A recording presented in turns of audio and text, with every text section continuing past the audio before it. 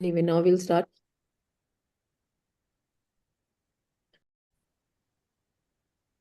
So we move on to verse number 1.1.18. So this verse was the main verse. Once we understand this, I will read now the next verse. Trinachiketah trayam etat viditva yah evam vidvar chinate सह मृत्युपाशान पुरतः प्रणोदय शोकातिगः मोदते स्वर्ग लोके. So the verse translates to one knowing these three Nachiketa's sacrifices breaks off right now in this life itself the chains of death, free from grief and rejoices in heaven. So let's take this up word by word. So Nachiketa, same as in the previous, one who has performed the Nachiketa's fire sacrifice 3 times. Trayam, 3. Etat, these, Viditva, having understood or known. Yahu, evam, thus, Vidwan, knows. Chunate, performs. Nachiketam, Nachiketa's fire sacrifice. Saha, that person. Mrityu Pashan, the chains of death. Purataha, before death. Pranodaya, destroying or throwing away. Shokatigaha, free from sorrow. Modate, rejoices. Swargloke, in heaven. So, Trinachiketah trayam etat viditva yah evam vidvan chinite nachiketam sah mrityu pashan puratah pranodaya shokatigah modate swargaloke. So, simple verse that on performance of this fire sacrifice, one is guaranteed bliss in this life and also afterlife.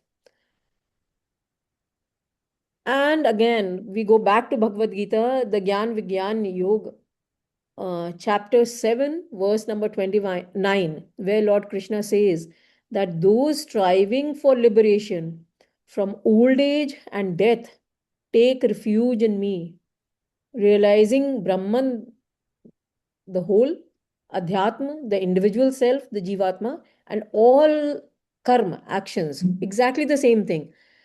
As I've been saying, Kathopanishad is actually the basis for Bhagavad Gita. According to one school of thought, Bhagavad Gita is nothing but a detailed commentary to explain to us this Kat Upanishad that we are currently reading. So, what we read in the Bhagavad Gita and understood was that when we perform physical and mental actions or karma, mindful of God and meditate, then we get to know ourselves, Adhyatma, and also start getting glimpses of that God or Brahman. And we become fearless, or all the fear, which is basically from old age and death, is gone. So the experience of realization transcends the senses and all the worldly pleasures and achievements.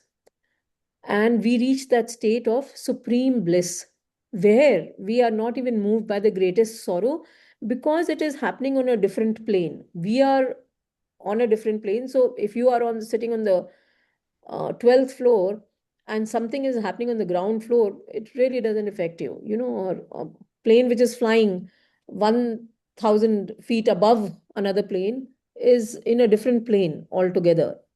All right. And these are the bricks of consciousness that we talked about in the verse 1.1.15 of this Upanishad, Kat Upanishad. Therefore, what it means is that one who understands these bricks of consciousness or constructs of consciousness, their number and how they are arranged, removes the shackles of death right here and right now.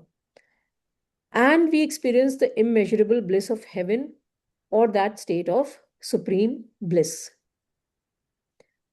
So let's move on to the 19th verse. I will read. Eshate agnir nachiketah swargayo yam avranitha dvitiyen varein etam agnim tavev pravakshyanti janas tritiyam var nachiketa Vrinishva. So it translates to this, O Nachiketa, is your fire sacrifice, which leads to heaven and which you have chosen as your second boon. People will call this fire sacrifice by your name. Now, O Nachiketa, choose the third boon. So let's take this up word by word. Esh is this, Te, De, Agni, the fire sacrifice. Nachiketa is, O Nachiketa, he is addressing Nachiketa here. Swargaya, that leads to Swarg. Yam, which Avrinitha, you chose. Dvitiyen, as the second. Varen, boon. Etam, this. Agni, fire sacrifice. Tavev, only yours. Pravikshanti will be called. Janas, by the Janta or by the people. Tritiyam, third. Varam, boon. Nachiketa, O Nachiketa, Rinish, you choose. So, एषते अग्निर्नचिकेतः स्वर्गयो यम अवृणिथा द्वितीयेन वरेण एतम अग्निम तवैव प्रवक्ष्यन्ति जनासः तृतीयं वरम Nachiketa वृणीष्व. So simple verse. He's named the fire sacrifice after Nachiketa, and Yam now requests Nachiketa to choose his third boon, which takes us to verse number 20. Next verse. And let's read.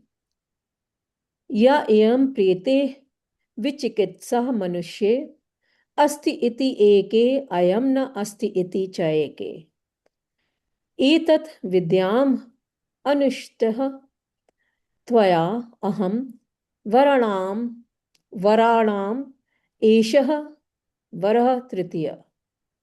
So now Nachiketa asks for his third boon, and he says that there is doubt on a person's death. Some say he exists, others that he does not. This I should like to know, taught by you. This is the third of my boons. Let's take this up word by word. Ya, that, iyam, this, prete, when dead, vichikitsa, doubt, manushye, in humans, asti, exist, iti, thus, eke, some, ayam, this, na asti, does not exist, iti, thus, cha, and, eke, some. Etat, this, Vidyam, shall like to know, Anushishtah, being taught, Tvaya, by you, Aham, I.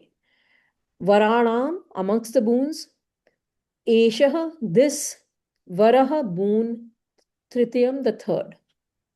So Nachiketa says, there is doubt on a person's death.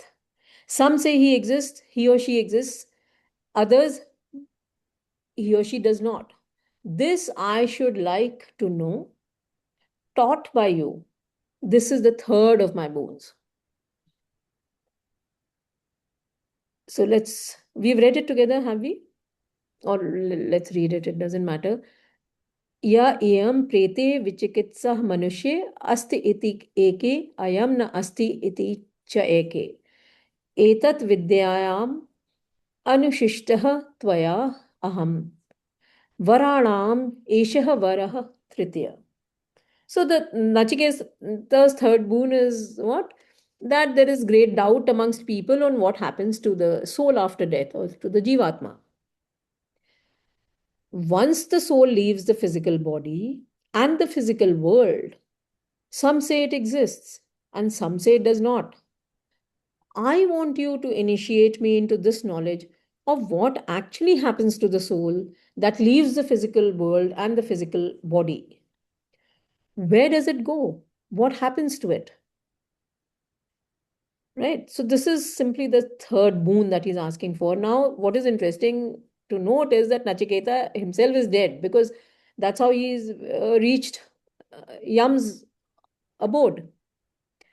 And also the Nachiketa's fire sacrifice that we covered in just the preceding, verses 17 and 18 of this section, we have already talked about how it frees the soul from birth and death and releases us from material bondage. So there's some contradictions here, so already maybe the answer is with us. But these contradictions are doing what? Firstly, they are establishing the Upanishad as fictional. It's based on fictional, it's a fictional work. Of course, the spiritual knowledge that we will start discussing from the next section onwards is what is the crux of the Upanishad. But most importantly, it's to keep the reader engaged, right? We are more engaged in the Upanishad than we were in the Bhagavad Gita, if you recollect. And the real sermon by Lord Yam actually will start in the next section of the Upanishad. So this particular section, till I think verses number 28 or whatever, we are only talking about the setting of the Upanishad. So let's go on to verse number 21. So this is Yam speaking.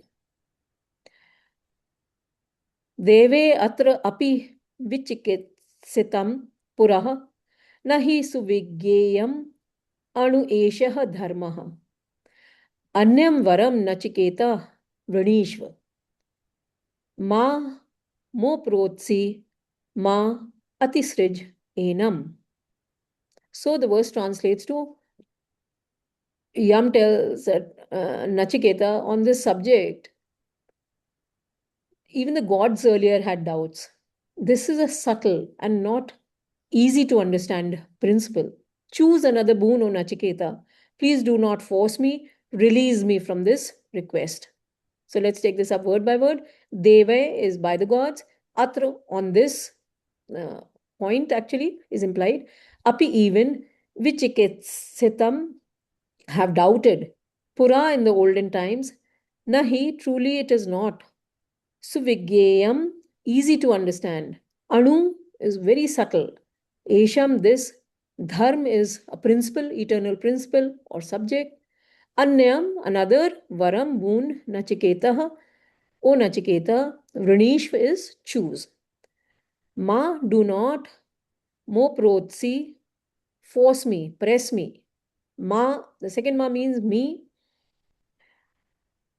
Atisrija, release me or give up.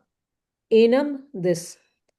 So, deve atra api vichikitsitam purah nahi suvigyam anu eshah dharma anyam varam nachiketah vrinishva ma mo protsi ma atisrijah enam.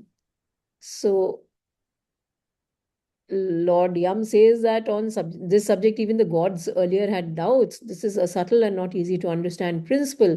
Choose another boon, O Nachiketa. Please do not force me on this. Release me from this request. So when Lord Yam says that even the Devas had doubts, what it means is Devas are considered to be extremely wise and learned. Nachiketa, of course, himself is an intelligent boy to put this question to Lord Yam, the greatest of all teachers. And the principle of the immortal soul is a difficult and a subtle subject to be transmitted even by a great master like Lord Yam to a youngster Nachiketa. And therefore, Lord Yam now requests Nachiketa to choose another boon and release him from answering this topic. So interestingly, Lord Yama wants to be free from this bond of the third boon of Nachiketa, and he requests Nachiketa to ask for something else. But Nachiketa is quick-witted, as we read in the next verse. So let's read it. Deve atra api vichikitsitam kilha tvam cha mrityayo yatna suvigyeyam athat vakta cha asya twadrika अन्य न लभ्य न अन्य वर तुल्य एतस्य कश्चितः. So the verse translates to Nachiketa's response, O death, even the gods have their doubts on this subject, and you yourself say it is not easy to comprehend. Further, another teacher like you cannot be found or obtained.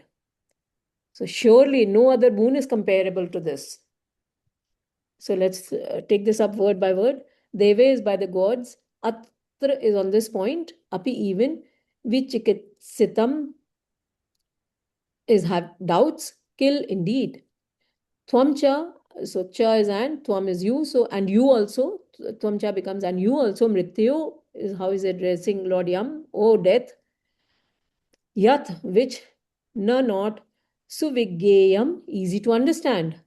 Atat, say. Vakta, so someone who speaks or someone who tells, a teacher. Cha, and asya, to this. Twadhrika, like you, anya, another. Na labhya is not obtainable. Labh is to attain, and na becomes not. So na labhya becomes not obtainable. Na anya, so not another. No other. Var is boon. Tulya is equal. Equals. Etasya, of this. Kaschita, any. So Nachiketa says, "O death, even the gods have the doubts on this subject, and you yourself say it's not easy to comprehend. Further, another teacher like you cannot be found or obtained. Surely no other boon is comparable to this." So let's read it. Deve atra api vichikitsitam kilah tvam cha mrityayo yatna suvigeyam athat vakta cha asya twadhrika annena labhya na anyavartulya etasya kischita. So Nachiketa is not only intelligent but quick-witted and perseverant. One of the qualities that we just revised, he is committed to what he has set out to do.